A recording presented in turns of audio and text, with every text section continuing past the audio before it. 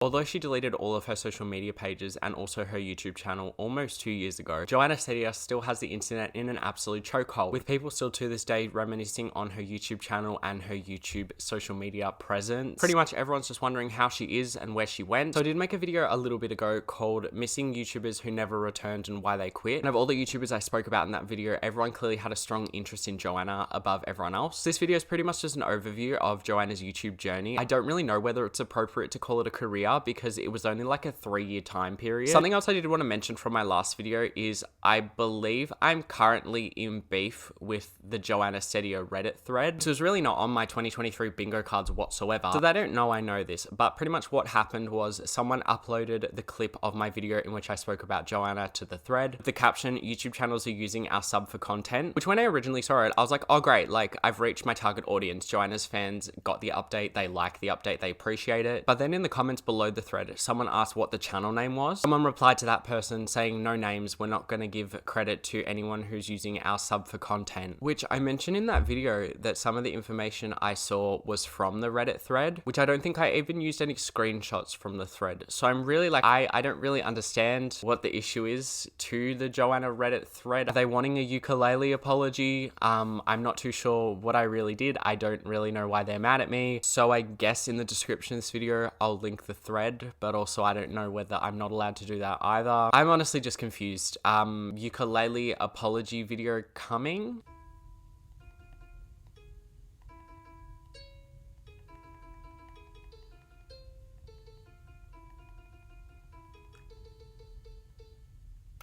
Sorry. Anyway, so Joana started her YouTube channel in 2017, but she didn't officially post a video until 2018. The first video Joana posted on her channel was on June 20, 2018. She pretty much posted a painting video. So Joana went through her kind of channel growth in a breakdown in one of her videos. So she pretty much posted multiple videos before she posted her video that went viral. I'm assuming probably most of you will know this, but the video that went viral for Joana was titled, "I Died."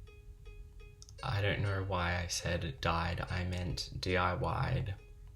Emma Chamberlain's clothing line, which Emma Chamberlain at the time was heavily trending. She was still part of the sister squad. And when your social media presence is growing at a rapid rate, you obviously have people who are trying to capitalize off that or help you capitalize off that. So in 2018, Emma tried to release merch. The concept of the merch is that the photos were blurred, so you couldn't really see what you were buying. And then also as well, it was overpriced. So like for example, $25 for 3 scrunchies. Joanna's video that blew up was pretty much her just DIYing Emma Chamberlain's merch on the cheap side. I did not realize until I watched this as well, but the video actually grew initially really slowly. So she posted the video, and then 1 month into that video being live, it had 1,000 views. Then one day, all of a sudden, the video skyrocketed and resulted in her getting 100,000 subscribers in 2 days. And then after a week, she had 300,000 subscribers. For anyone who has a YouTube channel, I think that's probably a good thing to hear, because it's like, if you post a video and it doesn't immediately go well, you know, things happen. One thing which Joana also explains in the video, which I personally find insane, is she explained that pretty much that video wasn't even meant to be a thing. She was meant to make an Aquaman parody instead. It's in the video she posted, so it's literally like crazy how in hindsight, if she hadn't have made that video, none of this might have ever happened. I think as well, watching the video back, this video was a really good video to go viral because it really did showcase her personality well. So throughout her 3 years on YouTube, Joana continued to make content. Some of her most unique content were her subscriber specials, which she did like a 1 subscriber special, 100 subscriber special. She also did like a 3 million subscriber special and made 3 million cookies. Potentially a slight over exaggeration, but anyway. Joana also made a decent amount of videos concerning her hair, because in this YouTube era, something that was really popular was for people to make videos in regard to their hair. Joana had multiple videos on her channel where she dyed her hair blonde, and then she also shaved her head, which she did make a comment in that video where she shaved her head being like, "Wonder if all the people who copied me are gonna shave their head now," because at that time people would dye their hair blonde with like box dye in order to get views, and Joana did it, so a lot of other people did it, but it's pretty safe to say a lot of people didn't shave their head for views. One thing which is almost inevitable for someone who grows online is they become unrelatable, which makes so much sense, because if your channel blows up, a lot of money comes with that. So then you'll have the people who were once really relatable all of a sudden buying Range Rovers, wearing luxury fashion, and buying a mansion, which as a viewer is something I understand. It's kind of inevitable. You either become unrelatable or you have some kind of scandal where you make a video and you're like, my life's so hard, and you just become out of touch. There are obviously exceptions to the rule with people like Tana Mojo and Jeffree Star, who I have respect for both of them, because I think obviously say their lifestyle is so unattainable, yet they are both still pretty relatable. But one of the factors I think resulted in Joanna's channel growing to the size it did was the fact that Joanna really didn't change that much. As far as I can say from someone who watched her, is she pretty much just continued life as normal. She really didn't become unrelatable or change at all. Okay, that's kind of wrong. Obviously she did change, but it wasn't like a negative change, if that makes sense, that a lot of people go through, or like a drastic evolution. One video of hers as well I'll never forget is she did a vlog, I'm pretty sure, of her going to prom, and she just went to prom like a normal high school kid. She didn't have a date, she just went with her friends and had fun. That is something that's so relatable for the everyday person. No one with 3 million subscribers would ever do something like that. Like, they would be in LA collaborating with other people, whereas like Joanna wasn't. She vlogged her high school graduation and then she went off to university. I'm going to assume Joanna was making well and truly into the 6 figures, but she was still living at home. She still enrolled herself in university. She was still living her life so unbothered and literally as normal, which is something which a lot of people on YouTube with a following don't do. And that's why she was so different and so interesting, and the loyal fan base that she still continues to have. So obviously, although Joanna had millions of subscribers, her life really didn't change that much. She just kind of went to VidCon once, had a collab with Brad Mondo, but that was honestly pretty much it. I feel as though in the pandemic, when Joanna had started university, her upload frequency sort of faded off. Joanna then posted infrequently, pretty much speaking about her topical cream withdrawal, which did result in her having to defer university and pretty much her quality of life not being the best. And then after that, one day she pretty much just deleted all her social media pages and tried to pretty much ghost the internet, which, look, okay, I made a video on the Dolan twins, which I'll link below, and they're leaving YouTube. And to be perfectly honest, I have a lot more sympathy for Joanna than I do them, because I think although Joanna had a significant following, she really only ever treated YouTube like kind of a hobby. She never made it her full-time thing. She never made it that big of a deal, if that makes sense. She never really like moved to LA, and she was also very apparent as she was making content that one day she might leave. So Joanna leaving the internet entirely was never really that unexpected. To this day, I'm honestly still kind of unsure about the decision why she didn't just stop uploading and why she actually chose to kind of delete everything. I do think that's an odd choice, because I feel like there are so many people who loved her so much that they would just want to look back on her old content. And obviously, like, and as someone like myself who's very business minded, I don't know why you wouldn't keep it up and just keep collecting the monetization checks, to be honest. So obviously Joanna is gone from the internet, and to be honest, I don't know whether anyone's ever said this, but I don't reckon she's ever coming back. If I had to guess from what she's kind of said online, I reckon she's just going to finish up uni